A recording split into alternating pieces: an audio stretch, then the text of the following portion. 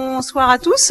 Donc merci aux organisateurs de m'avoir invité et donc à la SPOI, à tout son comité scientifique, et merci aussi à Lowenstein donc de m'avoir confié son symposium. Donc les diapositives seront en anglais, sauf les deux premières peut-être en français. So for English speakers, the slides in English and I will speak in French. Donc dans le cadre de ce symposium, on a choisi de traiter la ventilation non invasive chez le patient BPCO, et on va parcourir donc de la phase aiguë à la phase chronique en rapportant un peu les recommandations internationales, la HAS, et puis les données des études les plus importantes. Et après, je vous parlerai d'un PHRC qu'on conduit dans le nord-ouest de la France. Donc mes conflits d'intérêts, 1, 2, 3 secondes, c'est fait. Alright. Donc, alors concernant l'épidémiologie, donc ça c'est l'épidémiologie pour la France.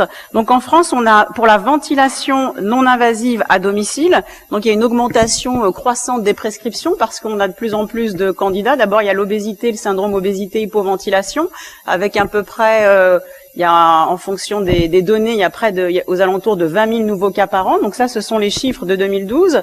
Pour la BPCO, il y a au moins 3 500 nouveaux cas par an. Et pour les maladies neuromusculaires, il y a de plus en plus de patients qui sont éligibles à la ventilation non invasive.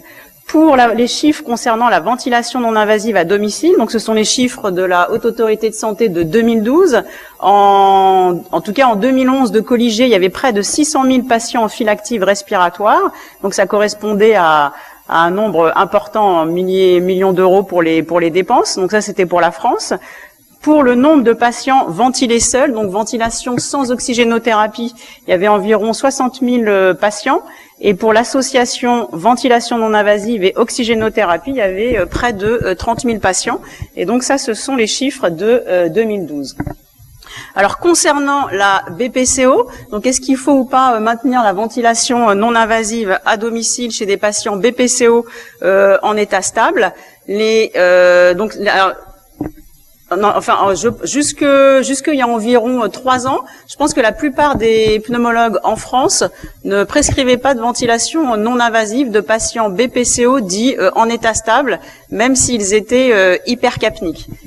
Il n'y avait pas encore trop de données dans la littérature en 2012, mais la Haute Autorité de Santé avait rapporté un bénéfice variable, et pour donner un peu, c'était des recommandations d'experts, on pouvait prescrire de la ventilation non invasive chez des patients qui restaient hypercapniques, donc avec un niveau de PCO2 supérieur à 55 mm de mercure. 55 mm de mercure, ça fait environ 7,3 kPa, et surtout des patients qui étaient exacerbateurs fréquents.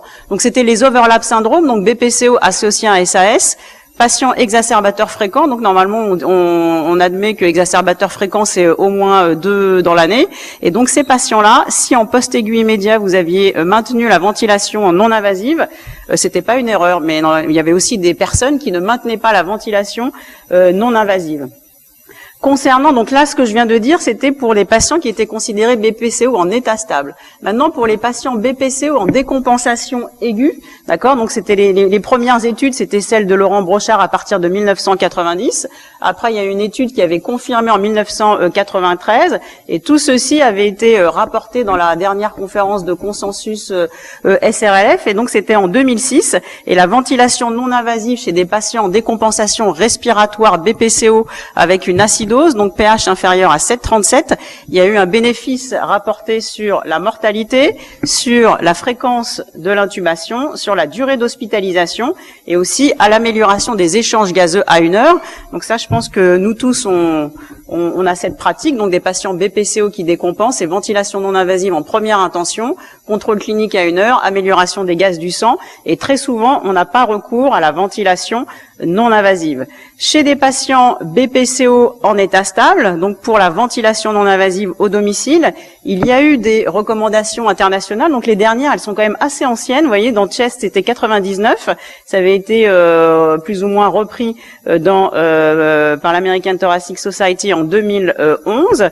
Et donc, dans ces recommandations, Donc c'était des recommandations pour la ventilation non invasive de l'insuffisance respiratoire, et pour les obstructive lung disease, il y avait plusieurs critères. Donc il y avait des critères cliniques comme la fatigue, l'hypersomnolence, des critères gazométriques, donc des patients qui restaient hypercapniques avec un seuil de PCO2 à 55 mm de mercure, ça fait 7,3 kPa, et des patients chez qui on avait eu un échec de l'oxygénothérapie de longue durée.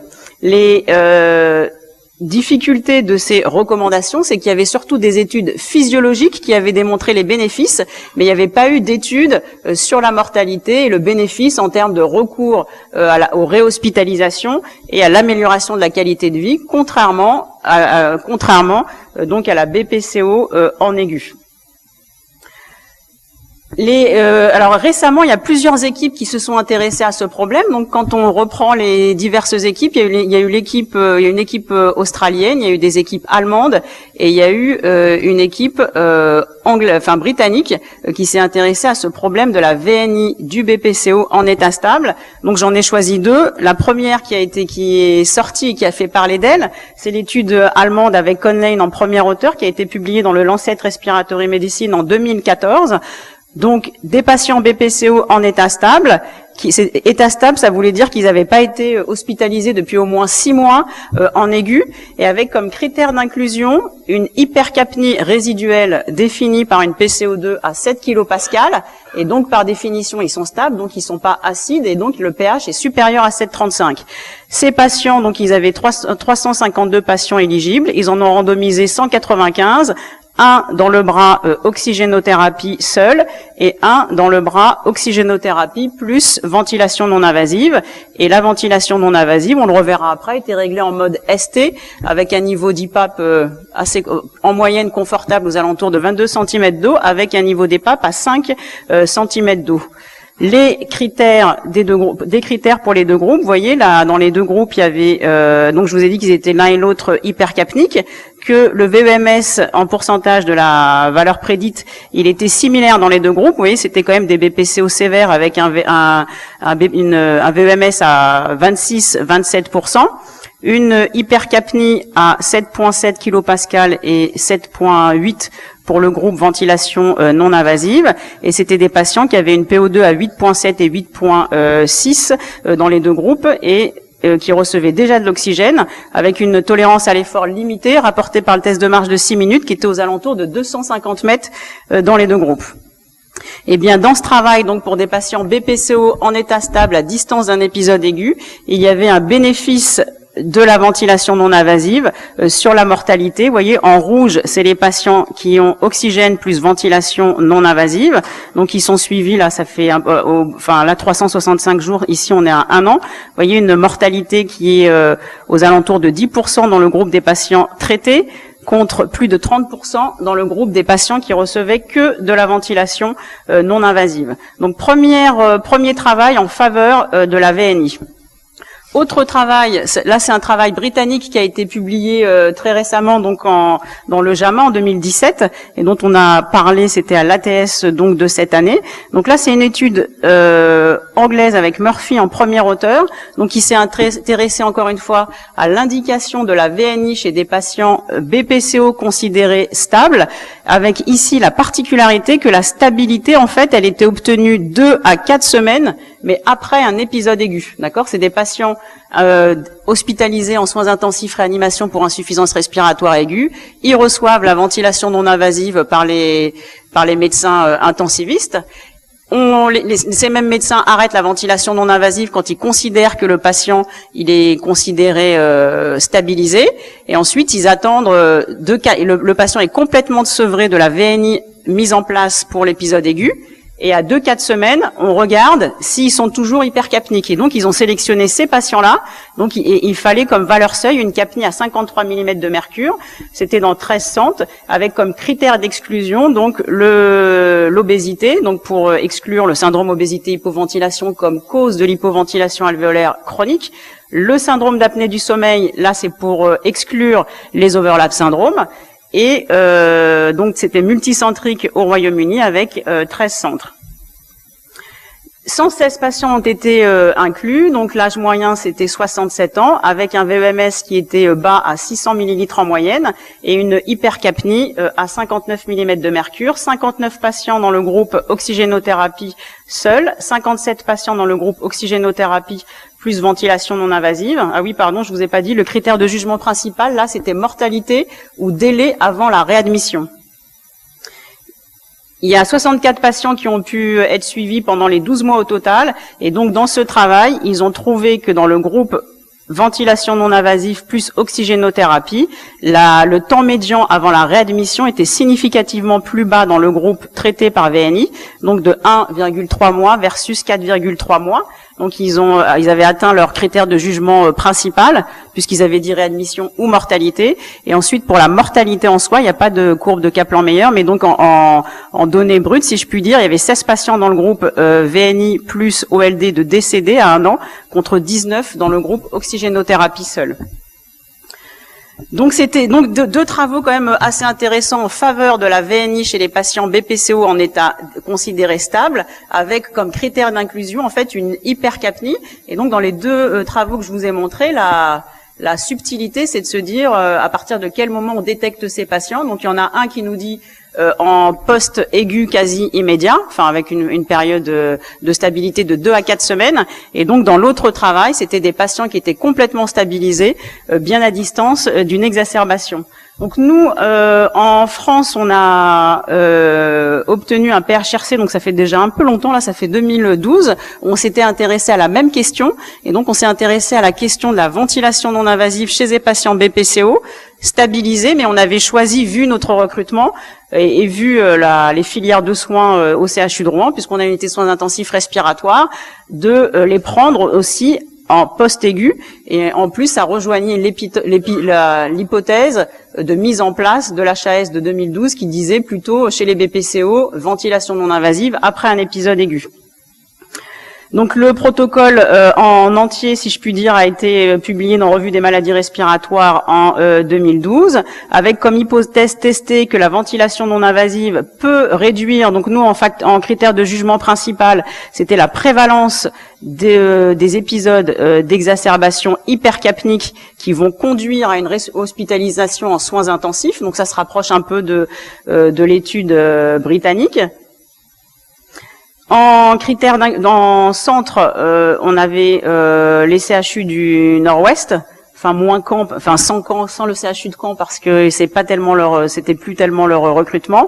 Et en critères donc des patients donc qui étaient évidemment plus de 18 ans, BPCO, admis pour un épisode aigu en soins intensifs et qui avaient reçu de la ventilation non invasive. Et pour la phase de sevrage de la ventilation non invasive, on a choisi 5 jours seulement, et avec des patients qui avaient une hypercapnie, mais une hypercapnie qui était moins importante que celle décrite dans les autres études.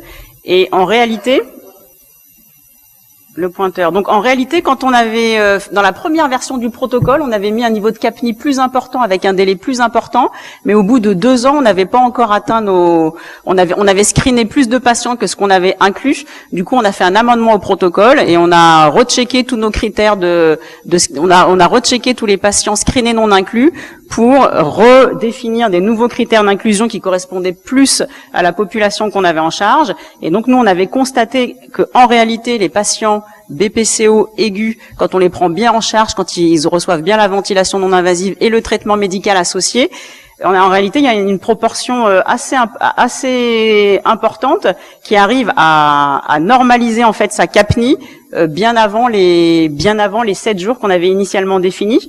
Donc nos critères définitif d'inclusion, c'est une hypercapnie à 45 mm de mercure, je dirais seulement, sans acidose depuis au moins 24 heures. Voilà, donc les patients sont randomisés. Attendez, ça je voulais montrer déjà. Voilà, nos critères d'exclusion, c'est donc on prend pas, on exclut les patients qui ont un overlap. Donc tous nos patients avant l'inclusion ont un enregistrement respiratoire nocturne pour être sûr qu'il n'y a pas de syndrome d'apnée du sommeil qui serait l'indication d'une PPC. Donc on a mis un niveau d'IH à 30 par heure. Et donc je vous avouerai que dans la toute première version du protocole, on avait même mis un IH inférieur à 5, mais quand on mettait 5, c'est-à-dire qu'on les voulait vraiment normaux. Et en fait, là encore, il y avait une proportion importante de patients qui étaient quand même dans la définition de overlap. Et donc, quand on a reconsidéré nos critères, on a choisi la barre de 30, qui était la barre pour laquelle on met d'habitude une PPC dans le SAS. Dans notre calcul d'effectifs, on a retrouvé qu'il fallait mettre 43 patients par bras, donc ça fera 86 patients au total. Donc actuellement, on est à la moitié des inclusions sur les centres, alors sur le centre de Rouen, du Havre, d'Elbeuf, et puis d'Amiens, il y a un patient, et puis et de Dieppe aussi. Donc ça fait 4 centres. Alors concernant la mise en place de la ventilation non invasive, donc c'est là où où on fait un peu aussi différemment par rapport aux études précédemment décrites. Donc pour dans nos deux groupes, donc on a ventilation non invasive en mode ST plus oxygénothérapie versus oxygénothérapie seule. Et pour chacun des critères, donc je vais vous remontrer après un exemple. Donc on part de réglages de base, par exemple, avec un niveau d'IPAP qui va être minimum de 15 cm d'eau, mais en pratique, on arrive à le monter jusque 20-22 cm d'eau, avec un niveau d'EPAP à 5 cm d'eau.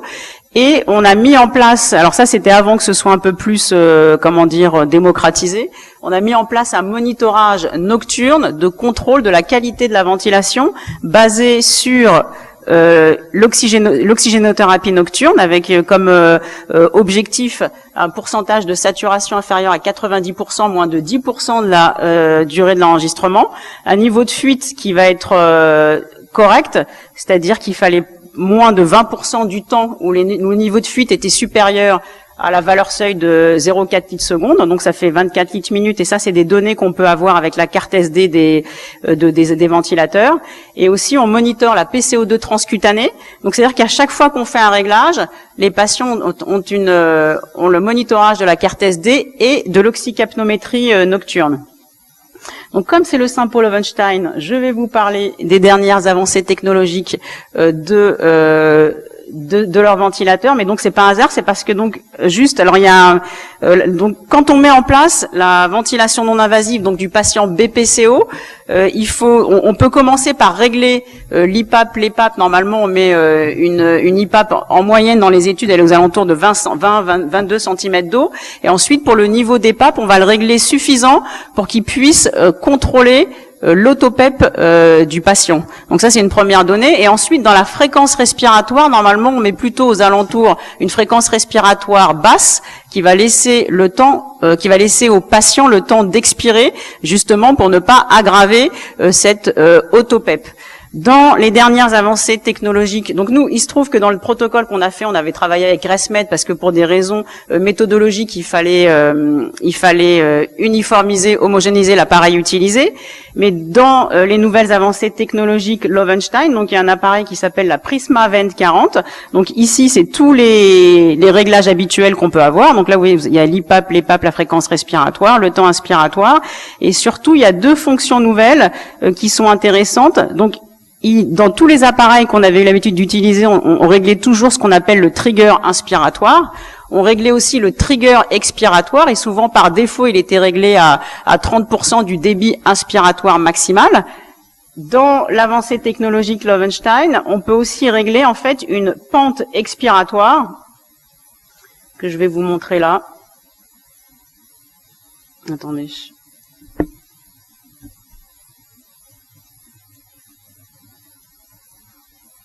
Donc ça, c'est déjà ce qu'on a dit, la fréquence respiratoire, le trigger. Donc le trigger inspiratoire, expiratoire, ça c'est ce que je vous ai dit à l'oral, le temps de blocage. Voilà, la pente expiratoire, c'est ici. Donc ici, et autre donnée intéressante, c'est que sur l'écran de monitorage de ces appareils, on peut voir les courbes de pression. Donc vous voyez ici, comme d'habitude, c'est le temps en abscisse. En ordonnée, c'est les pressions.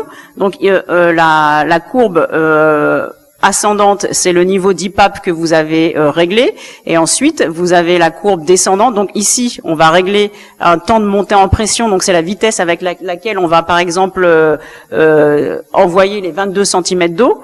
Et dans l'avancée technologique Lowenstein, ici, il y a une pente qui est dite expiratoire qu'on peut régler entre 1 et 4 et qui va donner plus de temps au patient pour expirer. Et donc ça va être l'équivalent physiologique, par exemple, de la respiration les lèvres pincées. Vous voyez, c'est-à-dire que plus on va donner au patient du temps pour expirer, et plus ça va permettre de lutter contre l'autopep. Donc ça, c'est un élément intéressant pour la mise en place de la ventilation non invasive des patients BPCO. Et ensuite, il y a une autre avancée technologique intéressante sur ces ventilateurs qui s'appelle le Air Trap Control. C'est-à-dire que malgré les réglages qu'on a fait précédemment, ici, si on regarde les courbes de débit, vous voyez ici vous avez le débit inspiratoire, ici vous avez le débit expiratoire. Ici, sur la courbe du débit expiratoire, elle est un peu saccadée parce qu'il y a une résistance qui est caractéristique des patients BPCO. Et souvent, si vous regardez les courbes de débit de ces patients, si vous avez la chance de pouvoir les monitorer, eh bien, on s'aperçoit que la courbe de débit, elle revient jamais au zéro parce que il y a de l'autopep. Avec la Prisma 2040, on peut activer la fonction qui s'appelle le Air Trap Control, et en plus des réglages que vous avez fournis, la machine, elle peut continuer en fait à favoriser l'expiration pour que la courbe de débit revienne à zéro. Donc avec ces deux caractéristiques, eh bien, on peut améliorer et la ventilation.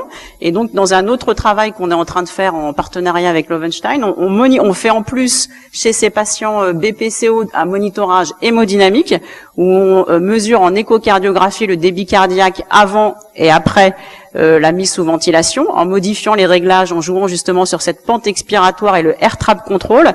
Et on s'aperçoit que quand on améliore l'hyperinflation dynamique, on améliore aussi le débit cardiaque parce que comme on réduit la pression intrathoracique, on va favoriser l'éjection et donc améliorer l'hémodynamique. Donc vous voyez, ça fait deux versants intéressants, respiratoires et cardiologiques de ces nouvelles technologies. Donc pour la partie monitoring, indépendamment donc des réglages de la ventilation, donc maintenant on a choisi les réglages qu'on souhaitait. On a mis par exemple une EPAP à 22 cm d'eau, une EPAP à 6 cm d'eau, un temps de montée en pression suffisant. En général, on le met maximum, enfin le plus rapide possible toléré par le patient. Si on travaille avec des appareils de dernière génération, comme je vous ai montré, on peut mettre une pente expiratoire qui est la plus lente possible pour laisser au patient le temps d'expirer, et on va activer par exemple la fonction Air Trap Control. Une fois qu'on a fait tout ça, pour la première nuit de ventilation, on va aussi monitorer le patient.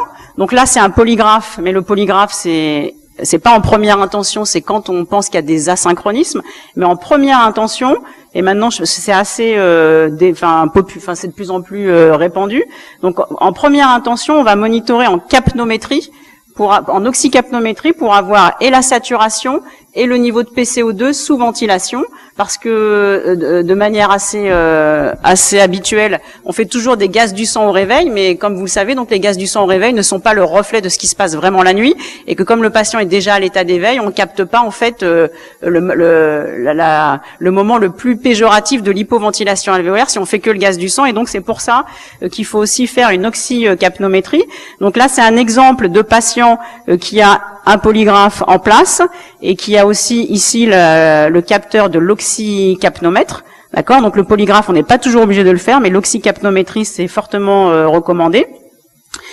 Et sur cette diapositive, on a le résultat de ce qu'on observe en oxycapnométrie. Vous voyez ici, vous avez la fréquence cardiaque. En rouge que j'ai surligné, on a la PO2. Et donc, sur ce tracé-là, le logiciel va nous donner un rapport et surtout, il va nous dire quel est le pourcentage de temps au cours de la nuit pendant lequel on a une saturation inférieure à 90%. Et donc, si ça excède 10%, ça veut dire que vous devez modifier vos réglages ou vous augmentez l'IPAP si en plus la PCO2 n'est pas contrôlée, ou alors vous mettez plus d'oxygène sur le circuit du ventilateur. L'autre résultat intéressant, c'est la PCO2 transcutanée. Donc, on part d'une valeur... Donc là, nous, on a inclus des patients hypercapniques. Et donc, les objectifs dans la BPCO, c'est moins connu que pour les maladies neuromusculaires ou que pour le SOH, l'objectif de PCO2, en valeur numérique, il n'y en a pas de vraiment connu, mais ce qu'on veut, c'est que au moins la PCO2, elle diminue au cours de la nuit. Et il y a même des équipes qui ont comme objectif thérapeutique de normaliser la capnie. En tout cas, si elle diminue, mais comme nous dans notre travail, on partait pas d'une capnie très élevée, donc ce qu'on souhaite nous, c'est que au cours de la nuit, il n'y ait pas de réascension de la courbe de PCO2 qui serait donc un marqueur de l'hypoventilation. Donc au moment de la mise, donc ici c'est le diagramme qui est aussi publié dans Revue des maladies respiratoires de mise en place de la ventilation non invasive. Donc le premier jour, on présente le matériel aux patients, on fait des premiers tests avec les réglages qu'on pense être les bons pour être sûr du confort du patient et qu'il n'y ait pas de fuite clinique. Là, la première nuit, on fait une polygraphie ventilatoire en air ambiant pour exclure le SAS qui nécessiterait un traitement par PPC. Le jour 2, le patient est de nouveau ventilé la journée pour l'habituation. Et la deuxième nuit, donc on fait une oxycapnométrie plus la lecture de la carte SD du ventilateur qui va nous donner les informations sur les fuites.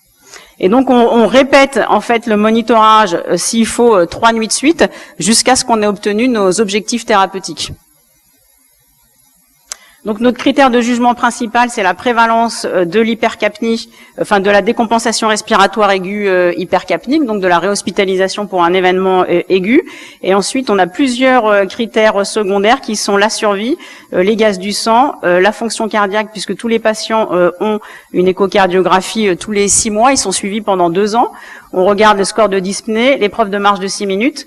L'EFR, et il y a aussi une analyse médico-économique sur le coût, enfin sur le coût en la consommation en soins dans les deux groupes. Et ici, c'est l'ensemble du suivi. Donc c'est en gros tout ce que je vous ai décrit. Et donc donc là, on a la moitié des inclusions et l'ensemble des patients sont suivis tous les 6 mois pendant 2 ans. Donc pour terminer, je vais vous montrer un cas clinique justement d'un patient qui va passer de la phase aiguë à la phase chronique. Donc c'est un homme de 72 ans qui est hospitalisé en soins intensifs pour une décompensation de BPCO. De base, il a un VEMS à 36%, il est tabagique, il a des comorbidités qui sont donc l'arythmie, l'insuffisance coronarienne et le diabète. Donc il vient, donc vous voyez ici, il y a l'exemple du patient sous ventilation non invasive. Donc là, il a son masque de VNI, il a un circuit double branche, donc un masque sans fuite. Il a un ventilateur mixte qui peut faire et l'aigu et le home care, mais donc là, il avait été utilisé en aigu. Et donc là, on a son humidificateur. À l'admission, il était donc en exacerbation clinique et au niveau des gaz du sang, il avait une acidose avec un pH à 7,31, il était hypercapnique et avec une PO2 qui était contrôlée sous 4 litres d'oxygène. Donc ici, c'est sa courbe avec les réglages qu'on avait obtenus, ici c'est la courbe de débit, donc avec une ventilation un peu... En tout cas, il a des cycles respiratoires qui sont au début ici qui sont corrects, mais vous voyez à chaque fois il garde une autopep avec ici des phases un peu d'asynchronisme. Donc ça c'était la première nuit. Donc les réglages en aigu ont été faits, donc on fait comme on fait d'habitude en mode ST avec surtout un niveau d'aide respiratoire confortable et voici les échanges gazeux. Donc ça c'est les premiers gaz du sang sous ventilation non invasive. Vous voyez, on a contrôlé l'acidose, la capnie a bien diminué, il y avait 3 litres d'oxygène sur le circuit de ventilation, avec un niveau d'IPAP à 22, une EPAP à 7, et une fréquence respiratoire qui était à 15. Et ce patient, donc, on l'a suivi régulièrement. Donc, vous voyez, les gaz du sang suivants sont des gaz du sang en ventilation spontanée. Et donc, on l'a suivi pendant 7 jours. Et donc, pendant 7 jours, comme il avait été considéré amélioré au plan clinique assez rapidement avec des échanges gazeux qui étaient satisfaisants, donc on a continué à faire des gaz du sang tous les jours, mais chez un patient qui n'était plus ventilé. Et au bout du 5e jour, enfin là, c'était 6e jour, mais il fallait minimum 5e jour, le patient n'est plus acide, donc il est plus en exacerbation par définition, mais il reste hypercapnique. Donc, il a été randomisé, et il a été randomisé dans le groupe ventilation non invasive. Donc, on lui a réinstauré la ventilation non invasive comme il avait déjà reçu en aigu. Il était déjà habitué. Donc là, toute la phase de présentation de matériel est allée assez vite. Et avec les réglages en cours, donc on a monitoré la PCO2 transcutanée, la saturation et le niveau de fuite, avec des résultats qui étaient satisfaisants. Vous voyez ici une capnie satisfaisante. Là, c'est un exemple juste sur quelques minutes, mais toute la nuit, il avait une saturation supérieure à 90%, avec un niveau de fuite qui était dans nos objectifs thérapeutiques.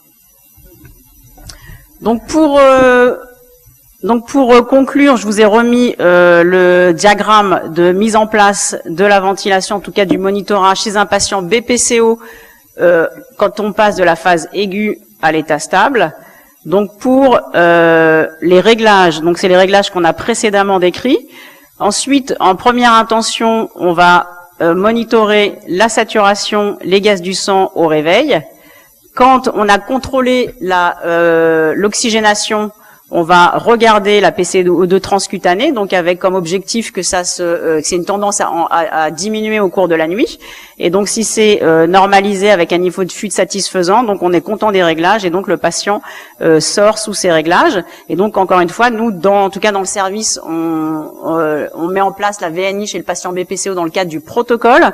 Mais de plus en plus, donc en état stable, il y a certaines équipes qui les mettent chez des patients hypercapniques avec un niveau de PCO2 à 7 kPa et surtout proche d'un épisode aigu. Et lorsque en fait déjà au niveau de l'oxygénation le monitorage n'est pas satisfaisant, il faut aussi regarder le niveau de fuite. Quand vous avez contrôlé la saturation, la PCO2 transcutanée et le niveau de fuite et que les gaz du sang ne sont toujours pas satisfaisants et ni le confort du patient. Donc là, on fait une polygraphie sous ventilation non invasive, mais là, c'est un sujet plus complexe pour rechercher des asynchronismes qui pourraient expliquer l'échec de la mise en place de la ventilation. Merci.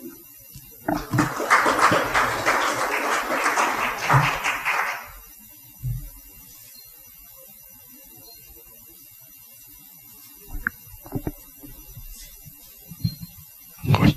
Bon, avez-vous des questions merci beaucoup pour cette bel exposé. Avez-vous des questions pour la salle, pour professeur Lamien?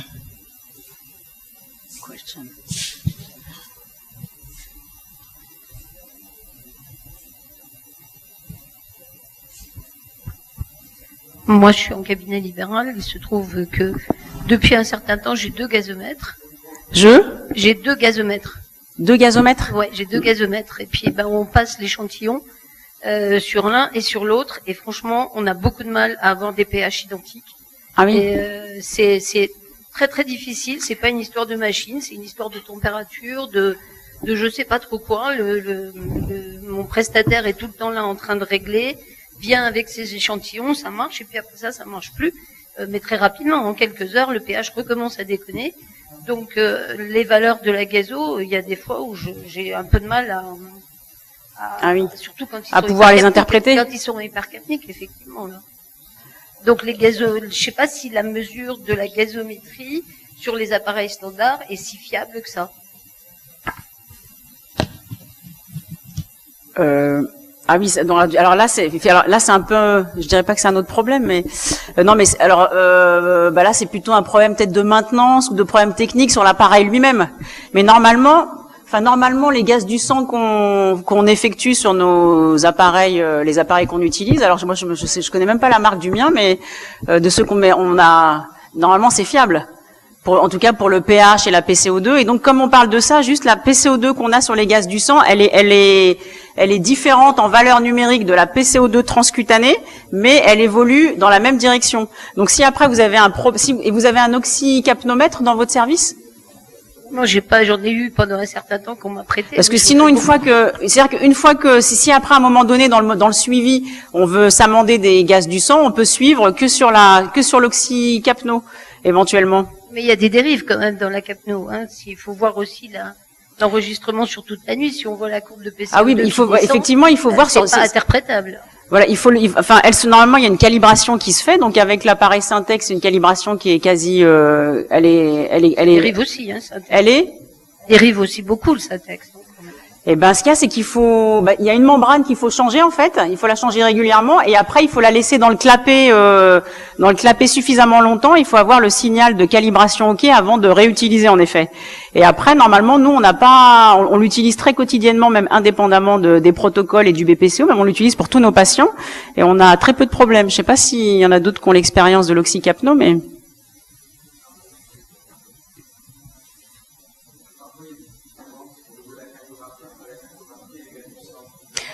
Ouais, mais pour la valeur de la PCO2? Oui, sur la PCO2. Oui, mais c'est pas les mêmes valeurs, ça peut aller jusqu'à 5 mm de mercure, la différence. La PCO2 transcutanée n'est pas la même, c'est pas la même valeur numérique que la PCO2 sanguine.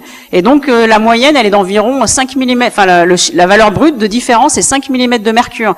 Effectivement, les techniques directement ne sont pas comparables, mais ça, c'est comme dans toutes les techniques de mesure, je dirais. Et qu'après, si vous commencez par surveiller avec la PCO2 transcute, il faut rester sur la PCO2 transcute. Ça, vous ne pouvez pas comparer une PCO2 artérielle à une PCO2 transcute. Autre question. Yes.